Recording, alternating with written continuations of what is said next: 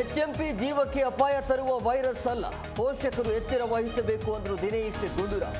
ಥಿಯೇಟರ್ಗಳಲ್ಲಿ ಮುಂಜಾಗ್ರತೆ ಪಾಲನೆ.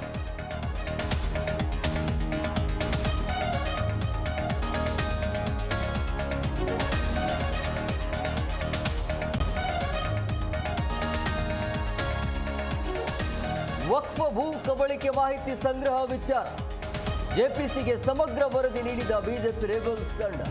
ಡೆಲ್ಲಿಯಲ್ಲಿ ನೋಟಿಸ್ಗೆ ಅಂದ್ರು ಬಂಡಾಯ.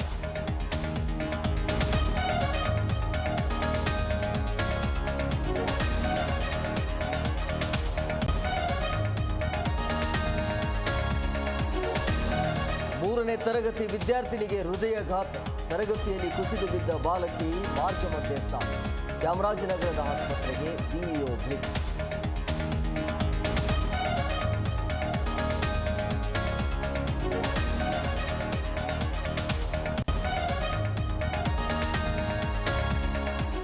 ಹೊಸ ವರ್ಷಕ್ಕೆ ಕೆಎಸ್ಆರ್ಟಿಸಿ ನೌಕರರಿಗೆ ಗುಡ್ ನ್ಯೂಸ್.